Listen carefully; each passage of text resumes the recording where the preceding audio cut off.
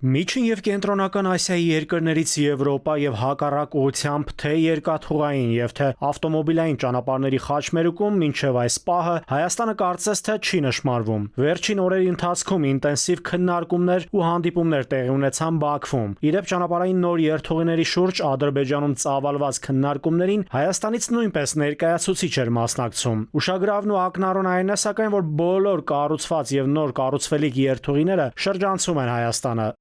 Նոյեմբերին Ղրղըզստանի, Ուզբեկստանի եւ Թուրքմենստանի միջոցով Չինաստանի Քաշգար քաղաքից դեպի Ադրբեջան բազմամոդալ բեռնափոխադրումներ են սկսվել։ Եվրասիական տրանսպորտային երթուղին, որտեղ Հայաստանը չկա, Չինաստանից Եվրոպա բեռնափոխադրումների համար առաջարկում է այլընտրանքային տարանցիկ ճանապարհ Միջին Միջանցքով։ Այդ միջանցքի հարավային թևը համարվող Եվրասիական տրանսպորտային երթուղին ընդգրկում է Չինաստանը, Ղրղըզստանը, Տաջիկստանը, Ուզբեկստանը, Թուրքմենստանը, Ադրբեջանը, Վրաստանը եւ Թուրքիան։ Թերևս այս երթուղում նույնպես Հայաստանը չկա։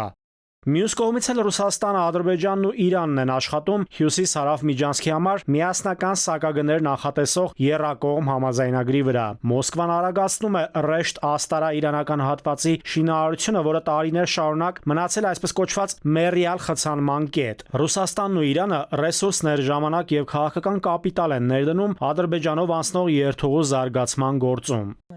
Հյուսիս-հարավ միջանցքը նպաստում է ոչ միայն Ադրբեջանի եւ Ռուսաստանի, այլև տարածաշրջանի այլ երկրների, այդ թվում Վրաստանի եւ Իրանի միջև բեռնափոխադրումների աճին։ Թուրքիա եւ Ադրբեջանի իշխանությունները հաճախ են հայտարարում, որ Հորադիս Աղբերդ գծի շինարարությունը մինչև Հայաստանի սահման ադրբեջանական կողմը նախատեսում է ավարտել 2026-ին։ Այլ կերպ թուրքական աշխարհը ջանք չի խնայում տարբեր ճանապարհային ցանցերով կապ հաստատել Եվրոպայի հետ։ Հայ քաղաքագիտական համայնքն ու վերլուծաբանները հույս ունեն, որ Հայաստանին եւս կդիտարկեն Ասիային Եվրոպային միացնող խոշոր ճանապարհային ցանցում։ Այն ինչ ծավալներով, որ Թուրքիան նախատեսում է, նաեւ Ադրբեջանը ընդգրկվի Չինաստանից դեպի Եվրոպա առևտրային այս ենթակառուցվածքների մեջ, դա կենթադրի անպայման Հայաստանի այս տարբեր ենթակառուցվածքներն օգտագործելը։ Այսինքն այս սրա հետ կապված մենք հետագայում կտեսնենք անպայման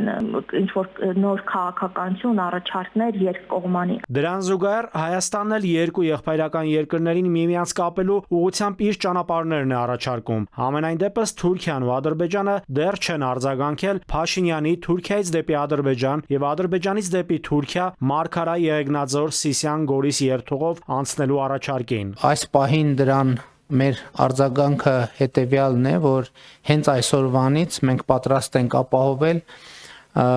բեռնատար ավտոմեքենաների տարանցումը։ Ես կարծում եմ այդ հաշվով հետաքրքրություն չկա, որտեղ ինքը նախ բավականին երկար ճանապարհայցյան մեջ, այստեղ ամենակարճ ճանապարհը դա պարզա հարավով ճանապարհն է, որը չկա այս պահին։ Մյուս կողմից այն, որ թուրքական կողմը իրական ձայն չհանեց, չարձագանքեց, իմ կարծիքով դա չի նշանակում, որ իրենք չեն քննարկում տարբերակներ։ Ուղղակի իրենք այս պահին դեռ հարցի ավելի շատ քաղաքական կողմի վրա են շեշտը դնում։ Կապաշրջափակվի արդյոք Հայաստանը եւ կդառնա արդյոք ճանապարհային խաչմերուկների կենտրոն, ցույց կտա ժամանակը, իսկ մինչեւ այդ տարբեր կողմերից միայն դրան վերաբերող ակտիվ հայտարարություններ են լսում։ Շինարարական առումով գործնական քայլեր չեն ձեռնարկվում, կամ էլ արհեստական խոչընդոտներ են ստեղծվում Հայաստանի համար կարևոր այդ ուղիները ապաշրջափակելու ուղղությամբ։ Նաիրի Մուրադյան, ժամը լրատվական։